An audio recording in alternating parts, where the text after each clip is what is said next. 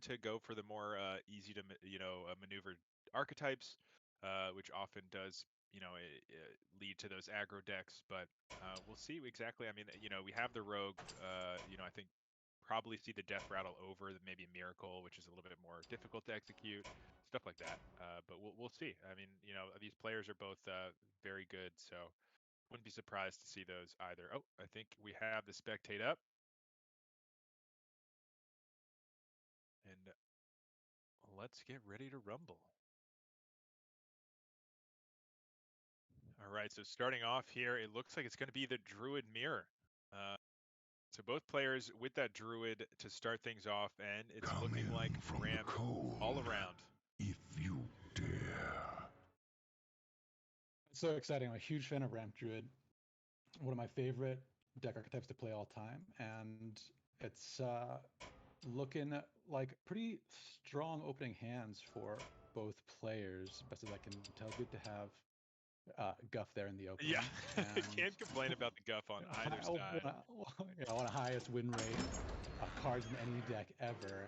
So it'll be interesting to see. It looks like from the outset it's going to be a pretty even, and it's going to be all about who does the best job finding their win condition and managing their resources. Yeah, absolutely. And both players with that Seedsman as well. So both have the ramp available. We did see Righteous Jammies go for the Innervate coin into the Seedsman start. So really starting off that ramp very quickly. And then the due process, you don't see this in every list. So it'll be interesting to see how that stacks up into less burning total amount and maybe more board-based kind of tools. We'll see how that does play out, though.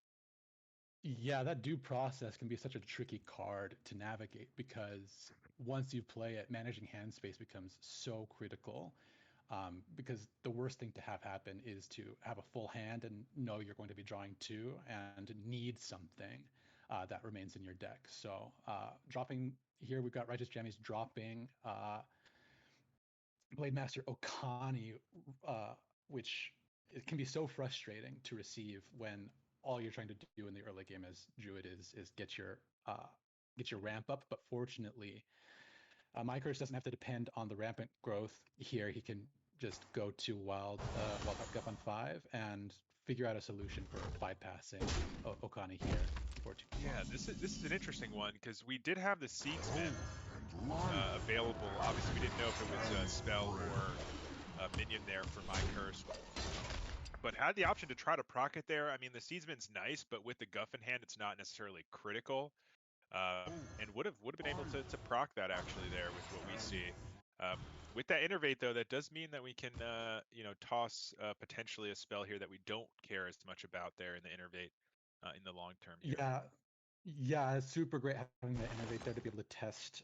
Probably going for spell to slow down the ramp, but one thing that people can do when they're trying to be tricky is call for a ban on a minion to try and stop one of these essential minion cards coming down. You think of Alistor, even something like Topior, the Shrubagazor, is a great thing to anticipate. But we do see that he was blocking a spell, and that Innervate, that's one of the things that can be frustrating about playing Okani into Druid is they've got so many spells you can throw away to test with, and we see Mike Chris do a great job playing around that there. Great use of Innervate, in my opinion. Yeah, absolutely. But here, kind of stuck with the choice here of, do I want to mill a card here? Do I want to utilize my mana, get this a little bit, an extra crystal? But we do know that with the due process played, gonna have to manage that hand a little better. That is still okay though for next turn. Yeah, still got enough space going into next turn, and I like seeing the Wildbloom Seedsman come down here. You've got Guff up. You want to get as much mana as you can. Having all of that mana is going to give you redundancy if for some reason you can't pull the armor combo off with Alistor. And Zola in hand too will let the Mykers do some bonkers things. They could drop Bran into Zola and keep a couple of Brans in hand for a rainy day. So.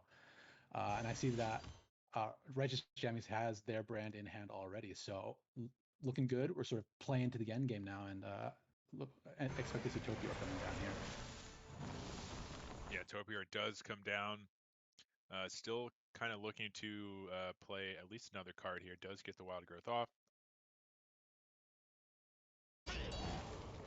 Good order. Topiar's such a powerful card to get out when your opponent hasn't, because you're just going to keep creating this pressure on the board every single time you play a nature spell. That creates this threat just by playing the cards you have in your deck. Wow, and then if you're another a due druid, process played here. Hold on. wow. Into the enrich. What is our plan here? Into We the just got to dump enrich. this hand immediately and just, I mean, we're accelerating the game. There's no question about that. Another due process. We're saying you're going to mill a ton of cards before me. I might mill a couple here as well, but I'm feeling good about my hand. I have the Bran, I have the Blood Sword, the Astalor. So I'm feeling good. I want to mill your stuff, and I know that I can win with that combo later on. And burning the I like that. Onyxia off the top, that's a nice card to hit. Right now, not hugely impactful because we're not getting a whole bunch of pressure from my jammies over on the other side, but it's a huge, powerful card, no longer in the game for my curse. We'll see if that what kind of a difference that can make for him. Really bold move playing the double, those two cards right in a row. Because now, yeah, it's going to be about not milling your win condition. Wow, and playing the rampant growth right after that. That's a bold move. Really bold move, but I like it. I mean, you have all the pieces you need to win. You have the Bran, you have the Astalor, and you have Zola. You can do a ton of damage. If you just mill their combo, you're pretty happy with that. And you know, you just get through your deck as soon as possible and get as much mana as you can as fast as possible, and then be able to do that combo. So we'll see how quickly Jammies is able to do that. But for now, just kind of fighting for that board a little bit. Has the scale of Onyxia to continue to do that. Yeah, oftentimes, especially in this mirror, it's going to come down to who can find their pieces the fastest. And I love seeing someone take a huge shot like that because you've got to find every advantage you can. You don't want to play it safe and let them find their pieces. And if you can put them in a position where they have to make suboptimal decisions just for managing hand space so that they make sure they find their win condition, that's going to put you up in a lot of different ways. And as you said, they've got most of the pieces they need. It's sort of just, can I get the mana or can I get the armor to cheat out a bunch of mana? And they're going to be at 19 next turn, so they may be able to do something there. Do they have lethal on their next turn, I wonder? Yeah, that's what I was just trying to count as you were talking there. I mean, we have enough mana to play all of the cards besides the Zola. If we want to get all the double battle cries. What would And that be if we playing? We still have the Well, 5-cost Astalor. You only get the double battle cries on each one once, so you'd have extra copies to try to continue to do something the following turn. yeah. One of the interesting things about that combination, though, is even if you don't knock them dead right there on that first try, you put this huge board out. Oftentimes, you have multiple copies of Daddy Astalor, the big one, in your hand afterwards anyway. And if they don't have a way of surviving that, if they don't have a way of countering it on their end, then it's sort of an inevitability. Yeah, let's see. Both players pretty far through their decks. 12 and 14 cards remaining.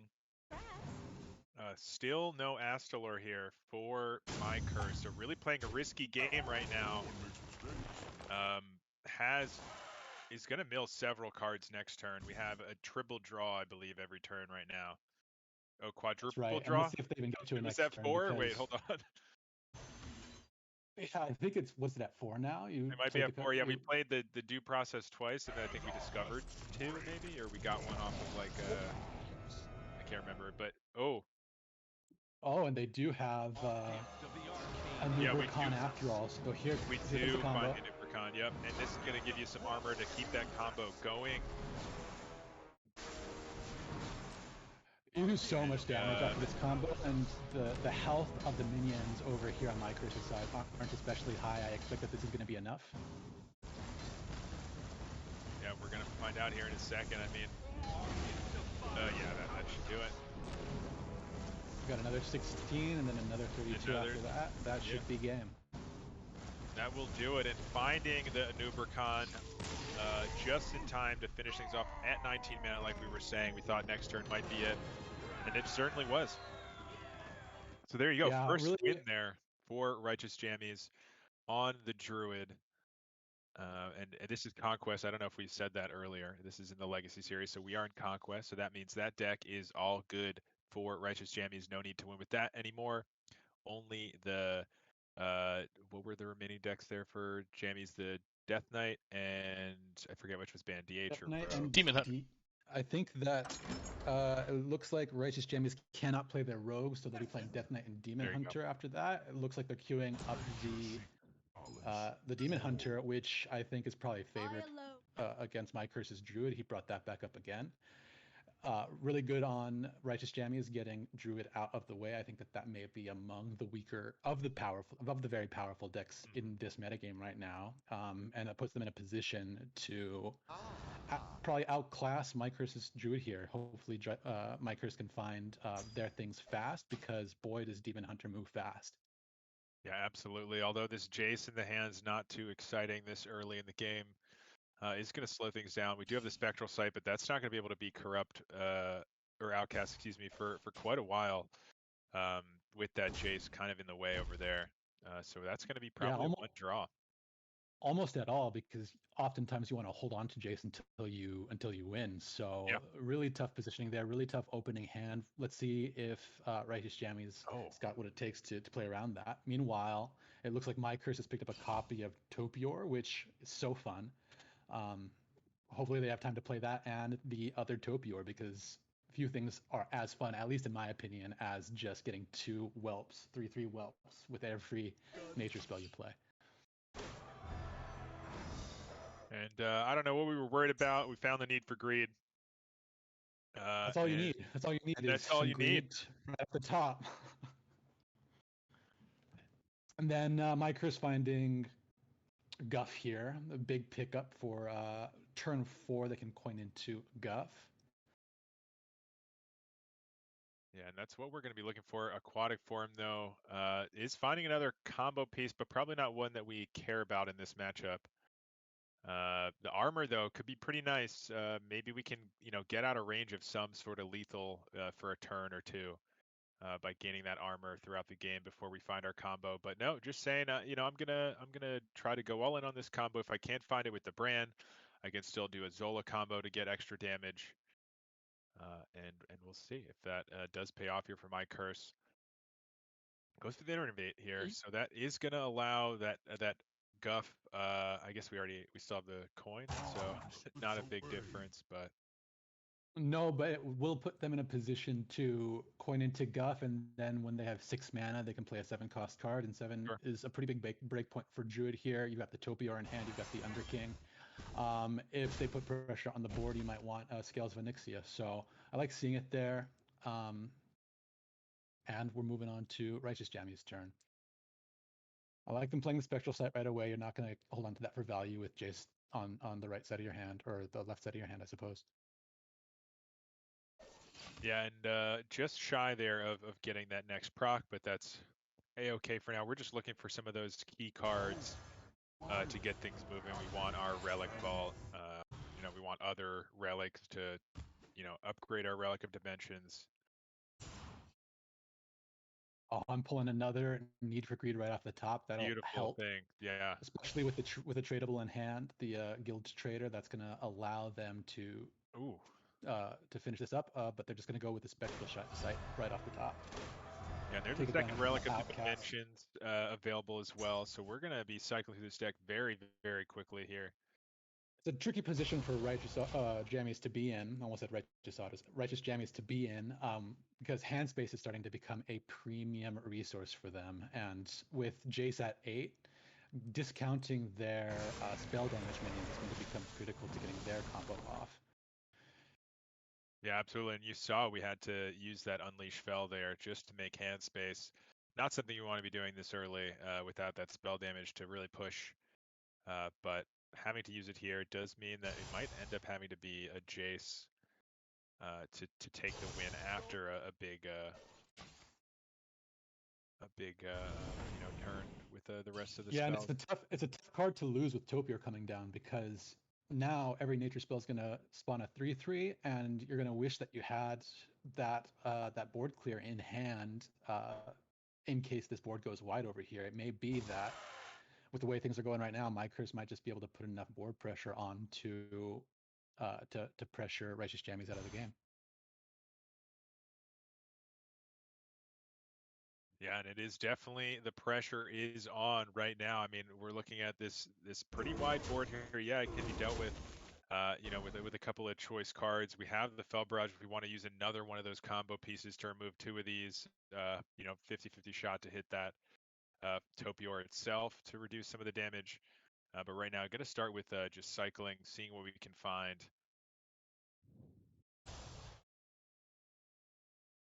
I believe that Righteous Jammies is on the last leg of their quest, which is fine. It's all right if they end up burning the quest reward because, except for obviously the persistent discount that it gives, you don't get any of the cards you're drawing right now discounted. So it may be worth chasing that because you want to get a discount on your spell damage minions now with Jace still at 8. But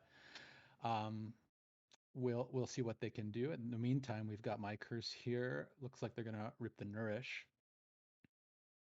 Yeah, I do think this might be one of those games where Righteous Jammies is gonna look to get the quest reward, like you said, just to get those spell damage minions discounted with that Jace With being 8 so cards in hand, expensive. forgive me. With 8 cards in hand, that's going to be a tall order because you've got to draw 5, Yeah. and you're going to get a card added to your hand, and so you've got to figure out a way to get some of these things out. But they've got two of their assistants in there, which you don't want to waste if you can help it. Maybe looking at dropping the Smothering Starfish just for the hand space. Yeah, But I with don't all this know how pressure much coming that's out, gonna be doing in the matchup, the starfish. So I don't mind that, but yeah, I totally agree. The hand space is becoming quite an issue, and the pressure is not stopping for my curse here either. Oh, there's a decent relic for at least fighting back on this board, and it is going to be used there. Ooh, and hits just the worst minion there first before the upgrade. yeah, tough outcome there.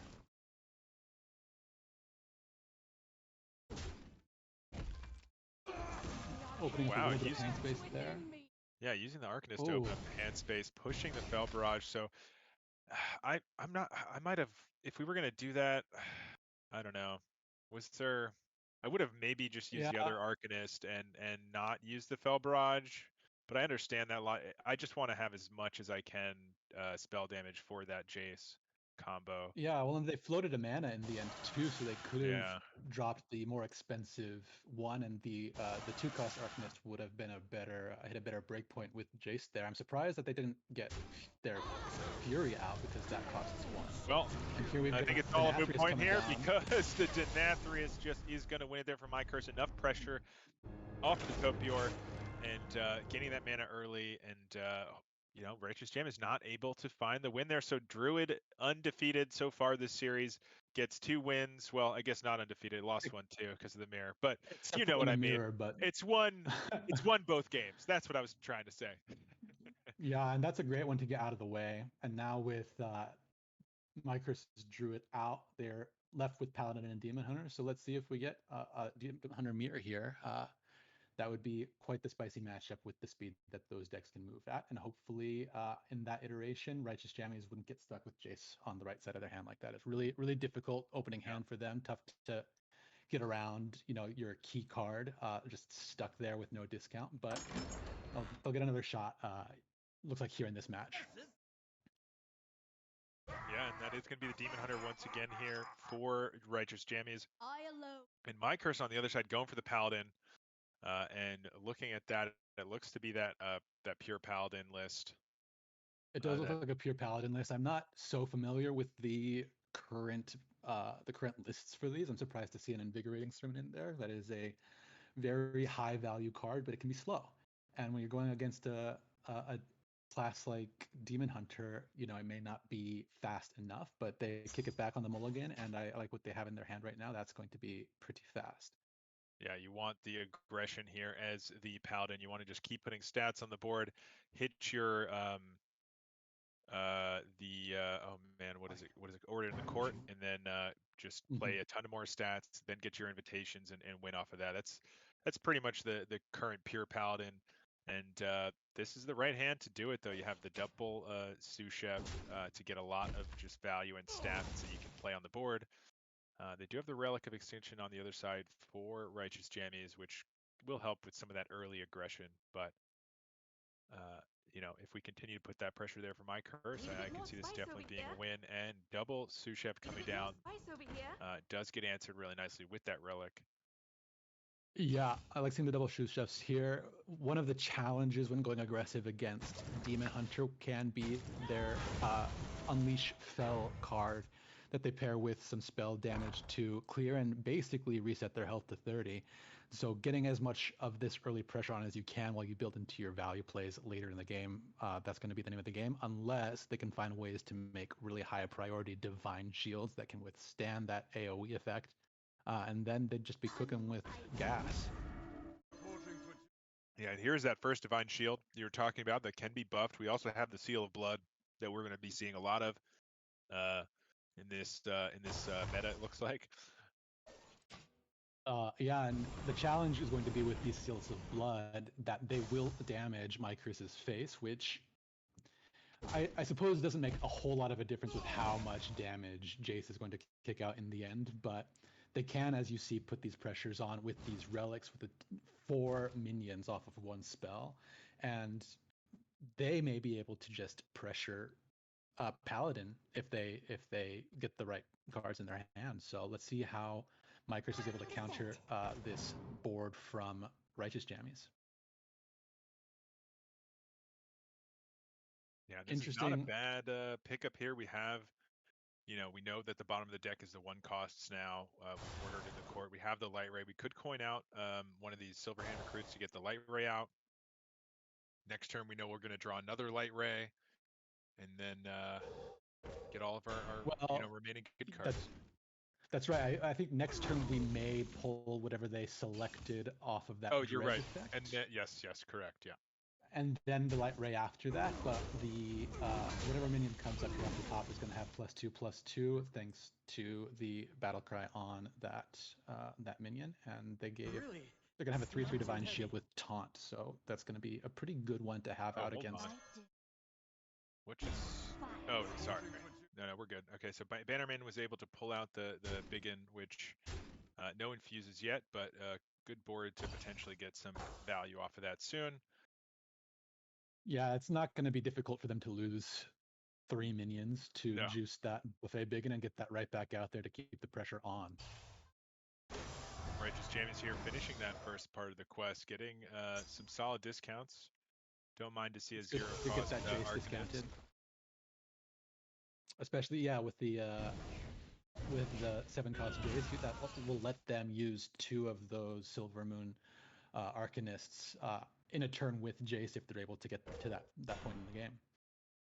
But we see My Curse just dropping the Seal of Blood on their Silver Hand Recruit too, and then right there on their Light Ray, so they've got a board with Divine Shield. This can be a really tough clear for Righteous Jammies.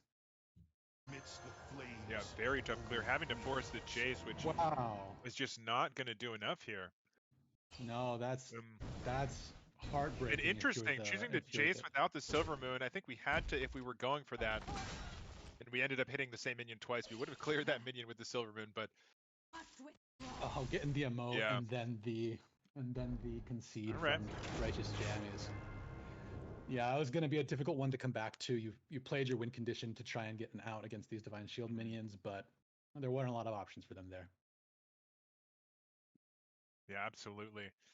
And with that, that is going to be another win there, going to My Curse after that first game loss. That is going to get them to go up 2-1. Righteous Jammies having both of those, that Death Knight and Demon Hunter left, and only Rogue on the other side. Rogue is a tough class to beat, 2 more times here. We'll see if Righteous Jammies is up for it. Yeah, what happens here is going to come down to what kind of rogue this is. It looks like it's going to be a death rattle rogue. Sure is. Does. And Righteous Jammies is going to have to move fast because once these Death Rattle minions start coming down over here from my curse, it's going to be next to impossible to clear them. Although it looks like this version of Death Rattle Rogue may be not the one that runs. What's that minion that Death Rattles gives the Death Rattle of summoning another one of it? But Infectious School? I would forgive me. Infectious School? Infectious School, thank you. Yeah, it doesn't look like this is the list that runs Infectious School, but the one that runs What Neptulon Invincible and and Neptulon, yeah. yeah. They've got Yeah. both Snowfall Graveyards in their hand. That's a great one to have. Oh, and they're going to coin into it. So they're going to Wow. be looking to trigger some Death Rattles right away, probably with that sketchy information on the left of their hand. Yeah, that's exactly what you want to see with Death Rattle Rogue, is that sketchy early, and we had it off the mulligan. And to follow it up with the Snowfall Graveyard, this is going to be a very fantastic start here for my curse. On the other side, Jammies just can't catch a break here with the Jace, always finding its way into the early hands. And getting that double value over here with my curse. Two Masked Revelers in hand, Yeah, costing 2 going on to turn 4. Any minion that comes down here is going to be taken care of and add value for my curse. And if there isn't anything on my Sammy's board, he can just drop them and have 2 4/4s that they have to contend with. So that's going to be a tough board for Righteous Jammies to yeah. stare into Not the only face. 2/4/4s, but 2/4/4s with it, with the Snowfall Graveyard on the board, and the potential for just them pulling out the Invincible and going crazy. Two things if they're able to get the Death Rattle triggered before the end of their Yep. next turn, I believe. So I imagine we'll see these two come down because clearing them is just going to leave something else on the board and probably something, like you said, invincible, like Neptulon, something really, really strong. But they choose not to, instead going for the Discover. Yeah, and going for that second sketchy information, finding the Oh, Scourge Illusionist, that's a big one. they get a discounted Invincible into their hand. I'm surprised by that play, though. Yeah, not really wanting to apply pressure yet, trying to go for some big pop-off turn, and might be coming up here shortly, but the longer you give Jammies here, the more opportunity they have to complete more stages of the quest, get further through their deck, and find the lethal on their side. And we're seeing a lot of that being pulled already, although Relic of Extinction's not what you want to be seeing. Yeah, I would have loved to see those two Mask Revelers come down last turn. It looks like they were trying to get some value with that play there, but you don't really even need to complete your quest as Demon Hunter to beat the Rogue because you can just deal a bunch of damage to their face, make use of your spell damage minions in the interim, and without adequate pressure from the other side, you could just burn them down. But they do have these minions down here now. They've got an Invincible in hand, another Masked Reveler. So do we know, are these Masked Revelers undead? I'm not sure that they are. They are not. They are not, yeah. They are not, so Scourge not the best Illusionist card. is, but they can't get that and Invincible down all in one go. No, not this turn, and they just drew their other Invincible as well, or their main Yeah, Invincible. good to get the discounted one before they pulled that from their deck because when that's in hand, Yeah. its win potential is much, much lower. But they've started putting the pressure on. You've got a bunch of 4/4s that when they death rattle, they're going to leave things on the board for you. Yeah, So a little bit what too other much. Death Rattle minions do we have left in the deck is the question, though, for the Scourge Illusionist. Do we have another Illusionist, maybe, I guess? What else do we have? They may have one more Masked Reveler. I'm not sure if they pulled both full cost ones yet, but in Oh, any they case, might the not ones on have, the yeah. board may We'll pull find out out in a second. Oh, Krakatoa. Forsaken Lieutenant pulled out, actually, from those Mass Revelers. Not great. And then the Scourge Not Illusionist did great. not, yeah, did find that Mass Reveler, like you said. So it does still have one Death Rattle minion in the deck. No Neptulons yet, so not high rolling with the Neptulons, not high rolling, actually Yeah, twice and there without found. without the natural invincible in the deck, it's going to make hitting the Neptulon much harder until they draw those other minions that are sort of taking up space. So right now, it looks like Righteous Jammies is in a pretty good spot. It's going to be difficult for Micers to make use of the Invincible until at least next turn when they can get their Scourge Illusionists down. They don't have the location down yet. That's another place where they can get undead. And Yeah. excellent job right now by Righteous Jammies controlling the board. Yeah, I'm really interested. This list running the Forsaken Lieutenant, I feel like the Forsaken Lieutenant you usually see in the other version. I'm just curious what we're not running, right? So I feel like all we have left is a Lieutenant Neptulon and the Mass Reveler in the deck. So, and we did find that Neptulon now. Yeah, finally hitting it, but now with the Fel Barrage coming down, that's going to diminish the impact of it. Two Yeah. Fel Barrages, in fact. Yeah, might have found it too late counter it there. with a Relic of Phantasms. And just applying that pressure, we have the Jace next turn. What have we played so far Fel-wise? We've played one Unleash Fel, one Chaos Strike, two Fel Barrages. And that would be enough if they don't have anything to answer The with Fury, here. right? Yeah. That will definitely be enough. Yeah, Micers has got to get something down to protect their face a little bit because they are running low on health. Oh, and still just cannot find the Neptulon. We have the chance here, though, twice. Three times. Three times the Neptulon. So going to be able to clear off this board. Yeah. With a lot of Neptulons going on here. I might have even wanted to use one of the Neptulons there and save one of our Death Rattles, but can't complain with that either. Sorry for stepping on you. With the Unleash Fel, they'll be able to clear this and probably win the game. So let's see if we counted right. I think we did. Order is going to be important here because if they get the Fel Barrage first, that's not what you want to see. There's the Unleash Fel, though, so only one Fel Barrage is going to connect, but we also played one Fury, I believe, so that should be 5. Yeah. Oh, are we one off? We're one off because of the order there. Oh, wow. One off because of the order. That's heartbreaking, but with a Fury in hand and, of course, their hero power, they may be able to do something. Although Scourge Illusionist into Invincible would put a taunt up, and that's going to be difficult to get past. They will be able to use Relic of Dimensions to pull help out of their deck. Yeah, we've already used both Unleash Fels, both Fel Barrages, though. What can we get over the top here?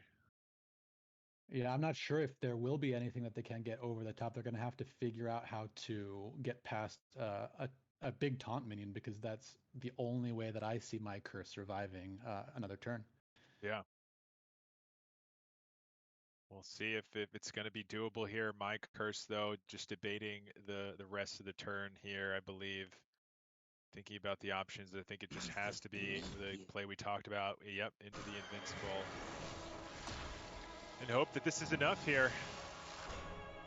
That's going to be a 9/9, so they've got to figure out how to deal 2 damage with and then trade their Jason and still be able to attack Micros' face here. I think they've used both Relic of Extinction too. I'm trying to figure out what they have that's going to hurt. Oh, there it is. Well, off the top, Smothering Starfish. That was what it would. That's what it's in there for. It's for the rogue. They did ban the rogue.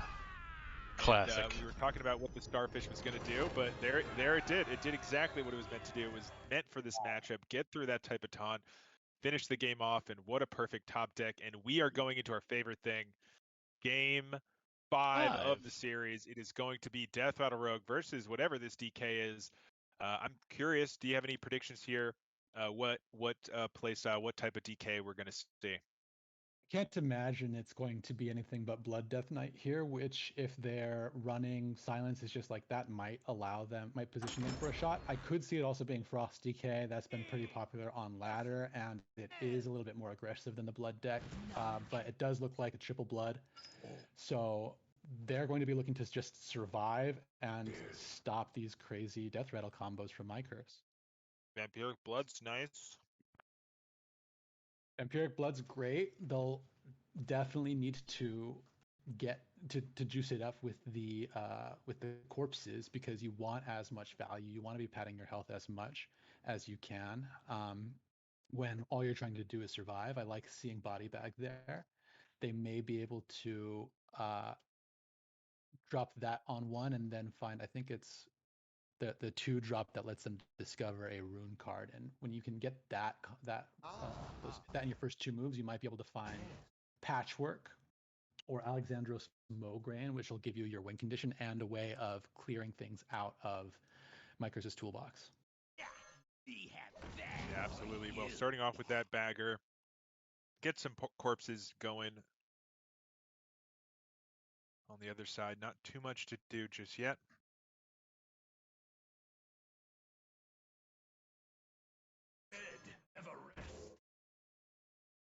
One of the advantages of the Forsaken Lieutenant is obviously its stealth. It's very difficult to interact with, so that Heart Strike's not going to do any good for my Righteous Jammies over there. And they're going to hero power, just get the damage in on the face. Yeah, get the damage in, get a corpse to juice up that Vampiric here soon. Really bad luck for Righteous Jammy, starting with the Invincible in hand. That is such a powerful tool to discount or to summon off of a Masked Reveler, and a Masked Reveler off of the top too. Not what you want to see when you're my curse. Yeah, interesting kind of choice there. Does have the Asphyxiate. Getting rid of that Lieutenant that's kind of can just stay hidden. Not the worst option, but choosing to kind of hold back there, get some more corpses online. I'm surprised to see it not being used there, because once they get to the point where they've got these huge death rattle minions up, it's going to be a little bit too late. I would have liked to see the Asphyxiate there deny my curse use of that Lieutenant, but I can understand the reason for wanting to hold on to it in case you come up against something bigger later. Yeah, absolutely. And I do think the cheapest minion so far without a sketchy information situation going off, I believe would have been 4. So that was the turn that you kind of wanted to do that into, but didn't actually get punished, and actually holding it back once more here. So not really respecting the Forsaken Lieutenant too much here. If this graveyard does happen, though, we are going into the Masked Reveler as an option turn, so might see the graveyard come down. Would that give you, though, go ahead for Jammies to use that Asphyxiate? I've got to imagine that Righteous Jammies is waiting for some big wombo combo to juice the Sinstone Graveyard. Otherwise, they're a few turns away from being able to use their Soul Stealer, which is another great way of clearing a board. They must. Oh, and they go for it. And there it is, with the other one found off the top, saying, you know what, okay, you're yelling at me, Asphyxiate, it's time. Yeah, I've got another one in hand. If you had the combo to juice up the Sinstone Graveyard, you probably would have done it by now. So I'm probably safe to deny you that. That's a great, I think, a great move. And Myker's just struggling to find what he needs to be able to pull this off. And all Righteous Jammies has got to do is pad their health, wait, reserve their board control tools, and make the right decisions with them. Yeah, I've been really curious about the Sinstone Graveyard in this deck at all, to be honest. Yeah, it's a really difficult tool to make use of, because the idea, I think, is that it synergizes well with Invincible. If you can get a few cards out, get a reasonably big minion, and then that minion's going to have taunt and +5/+5, right? So you don't need to get a huge minion off of it. But with Invincible just weighing down Nyker's hand here, there's not a lot to do with it, unfortunately. Yeah, I suppose we have the Ghostly Strikes, a lot of cheap spells, the Serrated, Bone Spikes, and such that, maybe we get something going just to get some minions before the Death Rattles. But so far, yeah, like you said, not able to do that. And now, just going to keep applying pressure here for Jammies. And on the other side, not too much going just yet. We do have difficult draw the top. there. Wow. That is not what you want to see, as all of the value of Neptulon exists while it's in the deck, because playing a 10-cost Neptulon into a Blood Death Knight is hardly going to do anything. Yeah, it's pretty good, isn't it? This draw has not been what you want here for my curse. We have both the Invincible and the Neptulon pulled. So Mass Reveler, I believe, if I recall, all the minions is only going to be able to pull like Mass Reveler, Scourge Illusionist, and maybe I guess the Forsaken Lieutenant. We still have um, maybe Krakatoa. Some players run Krakatoa, but Yeah, some players run Krakatoa. We didn't see it last game, and there were a lot of opportunities there for were it a to come lot out. of So I've got to chances. Yeah. imagine. But we didn't see the Neptulon for a very long time either, even though there were many chances. And then finding that last turn, we saw it many times. But If I'm Righteous Jammies here, I'm doing exactly what they're doing. I'm saying you're playing so slow. By all rights, you should have flooded this board by now. I'm going to come after you instead. I'm going to start putting pressure on. Like this use of the weapon, just going straight for the face, not worrying about the Masked Reveler, and reverse pressuring my curse here. yeah, and with the Alex in the hand, we're 2 turns away from 8 damage from the hand. We have the Gnome Muncher that could potentially go face, depending on what happens here in the next couple turns. Um, and of course, And we Rogue's saw got that no tools for Ash healing. Bringer. Yeah, Yeah, without Snowfall any tools for Graveyard. healing, all they've got to do is get Micros down to 8 and survive until that long. The Forsaken Lieutenant, I've seen. That's the most I've ever seen it pop out Oh, in the wow. past 2 games. Well, we're going to get something going here. It's going to be lots of revelers. We're going to be celebrating. And, that is going to protect the face from a no muncher for now. But it does not really, is it Soul Stealer time? Do you just play? You got to get a little bit more damage here for the Alex. So how do you get that damage? Soul Breaker, Patchwork. Yeah, so gonna go for the Soul Breaker, saying, okay, if I connect with this and the Alex next turn, that's game. And I mean, you're gonna have to taunt here. These are not undead, so it's gonna have to be invincible. We don't have the Scourge anymore. They've got the one undead with the ghost out there, We so they have have to to find attack an with it to illusionist. break You that. have to find an illusionist. There it is. Okay, so we did find an illusionist, so we can taunt and survive from that weapon. But is my curse going to be thinking about the Alex? And yeah, so gonna be as safe as possible here. Play that invincible. Oh, I'm sorry. I totally forgot the shadow was undead as well. The haunted conscience there. So even bigger And option there. they're going to be able to use that to break this invincible, get a second taunt there, or at least to juice this other taunt minion up. But they will need to attack with it to make use of that taunt. Yeah, wow, this is gonna be interesting. So not hitting the other invincible, but yeah, that's not bad Now, here. all of a sudden, things are looking really good for my curse. They were able to get the defenses up that they needed. 60 health for Righteous Jammies, and they need to figure out a way to deal 1 damage past Wow, my curse's top minions to be able to make use of that Alex Straza. So they'll be needing to discover something. wow, really solid play there from my curse to try to get as much procs off of that invincible as possible while maintaining those big taunts. Is it going to be enough here? We do have Soul Stealer Soul as Stealers well. are going to clear it. Yeah, that's going to clear it, but it is going to summon a couple more minions here off of those. And does the there, yeah, so the taunt death rattle is going to go off as well, and we did find Scourge Illusionist, so they are going to get the taunts, and that is going to be a little bit of an issue. We haven't, the other Soul Stealer, but Do they just win right here?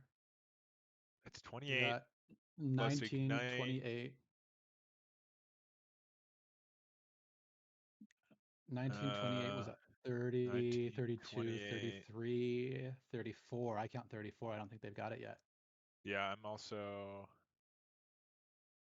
And with another Soul Stealer in hand, they may just be able to run my curse out of resources before my curse can. Yeah, there is the delete Mass them. Revelers though. Are gonna. Oh, little bit of a mistake there with the Forsaken. having the invincible on it. Without But invincible, I think it's going to come down to a Reveler being alive, and actually trading off that Reveler means that another clear here with the Soul Stealer, I think, clears the board, right? I think you need, it would completely clear the board. yeah, you needed to have a something survive into the second Soul Stealer, and the only way to do that would be if you kept one of the Revelers alive, and the Reveler pulled exactly the other Scourge Illusionist. But now the Death Rattle is just going away, and that is going to be very nearly enough here. The weapon is going to be able to connect with the face as well, setting up this Alexstrasza. Doesn't even have to wait for that second Astalor, that third version of Astalor, and that I believe is going to be it for Righteous Jammies. Yeah. They're going to take this series. It was a nail biter there for a while, but able to come back after kind of winning that first one, then going down a couple of matches or a couple games, and finding that win in the end there. Yeah, really excellent job hanging in there by Righteous Jammies. They had a couple of difficult opening hands in some of these other games, and they were able to drive it to game 5, hold on in a really difficult matchup. To Mycross's credit, really difficult hand with that, with the Invincible, just stuck over there, Yeah, but Invincible and really, really Neptulon excellent series. in that hand pretty early on, kind of limiting some of that potential in that mid game, and then just that one play. I think that Mass Reveler dying could have been significant with how close, Righteous Jammies got to dying there at 13. Had a lot of heal in the hand still, but certainly at risk. And there you Certainly, go. man, that was a fun one to watch. 5 Yes, it games was. and a Death Knight win. I love to see it. Awesome. Okay. How did you enjoy your first cast here while we wait for the interview? Well, I had just a terrific time. I love talking about Hearthstone. That was a really, really fun series to watch. I really appreciate the opportunity. Thanks for having me and letting me talk about Hearthstone with you guys. What is Hearthstone? Eh? Okay. We're happy to have you. You Yes. did a great job. Oh, thank you. All right. So Righteous Jammies can join us for a quick sec. They got an e-sub for a hero match, but get them in here in a quick. All right, let them know. We'll just have them real quick and just let them celebrate for a second on stream. See how they feel. How you doing, Righteous Jammies? Congratulations. That was a nail biter. It was back and Congratulations. forth, but able to take that win and give your team a huge, huge victory this week in Defias. How you feeling after that one? Honestly, very, very nervous. Like, I'm clammy. It was very close towards the end. Well, not even towards the end. It was a close series all around. We traded points back and forth a lot. Yeah, absolutely. You had that early start and then kind of a little lull in the middle, but able to turn it around, kept your composure, and a really nice win there in the end. And with that DK, I've been wondering how it's going to do here in Legacy Series, but it's gotten some wins for sure. It's definitely gotten some losses too. But how did it feel for you to play it? Honestly, I so the reason why I brought it in the first place was there wasn't much of a choice there, if that makes sense. I didn't have too much of a collection going in. Mm. So, or at least too much of a collection to build around, if that makes sense. But I did have Blood Death Knight cards, and right now that's one of the best archetypes, at least in my opinion. It's either guaranteed Blood Death Knight or it's Frost Death Knight. There's no way anyone's bringing Unholy. But looking at the matchup chart, it was just Blood was the clear choice, and it showed. I think it played very well. Yeah, no, definitely worked out there. It was very tight there though. Small margins. If a couple of choices I think on my curse's side in that last match could have maybe turned things. You were just one damage off there, I believe, with that Alex for a few turns and kind of having to find your way through taunts. Had the Soul Stealers, but it was definitely even a nail biter up until that last moment. So congrats there for that win. But yeah, I enjoyed the lineup. And appreciate that DK was brought, regardless of the reasoning there, and it showed off some of the ability there to win into some of those popular classes like the Death Rattle Rogue. Yeah, of course. It's always a pleasure to be on stream. I really do appreciate everyone here just doing their due diligence, I guess, to help out Saku and the rest of the content team. Yeah, appreciate it. Any thoughts there, Hustle, for Righteous Jammies there on the match? Any last questions? I know you have to run here to sub for Hero or something. Yes. But yeah, any last sort of thoughts there, Hustle? I don't want to take up time. I know that time is precious, so I won't ask some of the questions that I have. I just want to say, great, well played. That was a really tight series, and congratulations on both the win and the 4 points for your team, the Venters. Yeah, I appreciate that. Thank you, everyone, a lot. It's like I said, it's just really, really awesome that you guys are just here and you know helping everyone out. And I appreciate, of course, just the I don't know what to say, like the personal compliments. I don't know what to describe them as, but I appreciate that. Like it's definitely uh beneficial to my team that we win this, especially the first week. It typically I've noticed it boosts morale and typically sometimes carries over into following weeks. So I'm hoping we can continue this win streak. Do the Yeah, keep momentum, it rolling. Yeah, exactly. Yeah, Unless exactly. you're against my team, then I hope you lose. You can But slow your Oh, of roll. course, Yeah, of yeah, course. I don't know what the schedule is. Let me see. yeah. Well, thankfully, or I'm lucky, one of the two that I don't get to face right jammies. But anyway, we'll let you go. Good luck in your hero match. Yeah, thank you. I appreciate it a lot. I'll see Yeah, you guys around. Our pleasure. take Congrats care. once Take it again. easy. Take care. Yep, you all too. Peace. All right. It looks like we don't play their team till week 6, so we got time. We We got got some time to time. You think got time about to it. Collect scope. some Yeah. data, get some practice. Yeah. I'm just double Get some checking. strats in. Double checking the red conference. There's three DKs that got brought, and I'm not sure. But at least we know Yeah. one did well. Unclear. But we know 2-1 because I lost into one. Oh, oh, against Andy Rogers. Okay. Yeah. All right. So there Oh you yeah. go. I should I have won also that lost one into too. one, but it I was greeted. I mirror match. greeted. Anyway. I should have won that game. I don't know if I would have won the series if I won that game, but it certainly would have made a big difference. But yeah, anyway, not a big deal. But really nice series to watch here today. Yep. I'm glad we're back in the season. Legacy series is getting moving. Yeah, any other thoughts on the week here, Sako? I know you've been kind of doing some other stuff as well. Well, yeah. Uh, This week's gonna be a little bit funny just because of holidays sure. are rolling in the weekend. So I think they're Ready? I think they're gonna give two Saki, people 2 week. record this. Yeah. So please clip this. Uh, Flip it. yeah. If it Aeon. doesn't happen, Fuck Aeon. Yeah, that's what it's. flip it.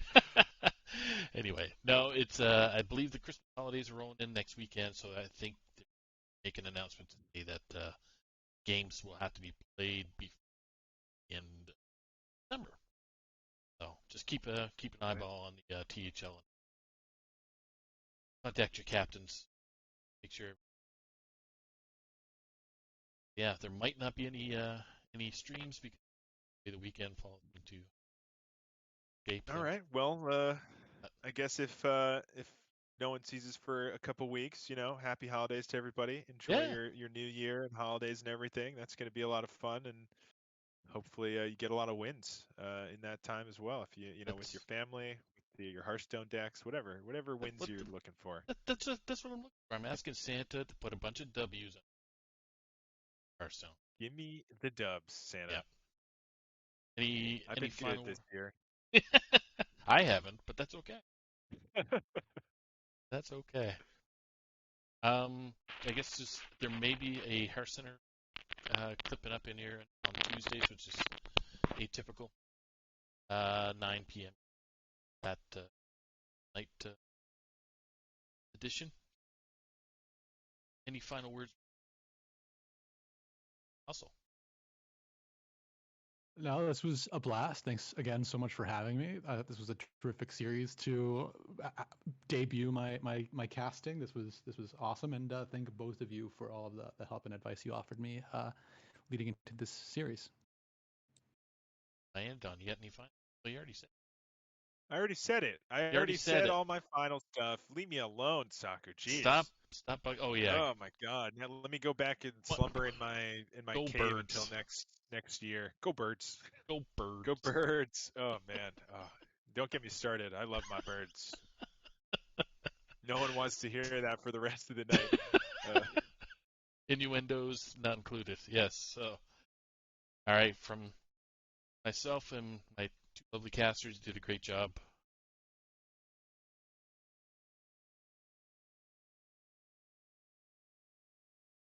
Being announced could be the 30th of December. Stay tuned. Later, guys. Bye-bye. Goodbye. Say make money, money, make money, money, money. Make money, money, make money, money, money. Money makes the world go round. I'm the talk around town. Remy gave me the sound. Fat pockets. I need that Skrilla on the Rilla. Fat pockets. I need that Skrilla on the Rilla. Money makes the world go round. I'm the talk around town. Remy gave me the sound.